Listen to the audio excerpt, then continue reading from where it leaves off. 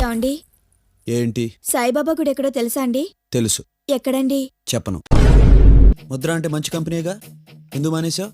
నిద్రపోతున్నావు అని తీసారా? చైర్మన్ గారు పిలిచారని వచ్చాను. వాచ్మెన్ గారు వెళ్ళిపోమంటే వెళ్ళిపోతావు. నేను అసలు నా భార్య పెదాలు చూసే పెళ్లి చేసుకున్నాను. ఆవిడ మాత్రం ఇంటి చూడకుండా చేసుకుని ఉంటుంది. ఈ షర్ట్ స్పెషల్ గా జపాన్ నుంచి వచ్చింది. ఇండియాలో పనిచేస్తుందా? ఇది నేను టెస్ట్ చేయొచ్చా? Made in Japan sir. నా డౌట్ దీని మీద కాదు, మీ మీద. థ్యాంక్స్ రా, నా పరువు నిలబెట్టావు. అసలు ఈ కాన్సెప్ట్ ఎలా తయారు చేసావురా? స్కెచ్ పెన్ వాడి. డబ్బు జాగ్రత్త బాబు. అందుకే అంకుల్, నా దగ్గర ఉంటే ఏమవుతుందో అని గమ్మును ఖర్చు పెట్టేస్తా.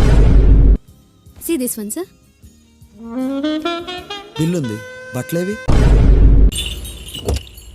హే, రోడ్డు కట్టంగా దున్నపోతులా ఏంటది? ఇది దొరికిపోతేనండి. నేను అంటుంది దాన్ని కాదు, నిన్ను. దీన్ని పెక్ అంటారు. ప్యారిస్ లో అందరూ ఇలాగే పలకరించుకుంటారు. ఎలా ఉంది కొత్త పలకరింపు? బాగుంది. మీరు మొహం కడుక్కుంటే ఇంకా బాగుండేది. మీకు ఇటువంటివన్నీ బాగా అలవాటు అనుకుంటా. అఫ్ కోర్స్, ఒకటే రెండా 25 సంవత్సరాల నుంచి ఇక్కడే ఉంటున్నాను. ఎయిర్పోర్ట్లోనా? ఇక్కడ టాక్సీ డ్రైవర్లు చాలా స్పీడ్. అవునండి, అడ్రస్ చెప్తే చాలు, ఎక్కేదాకా కూడా ఆగరు.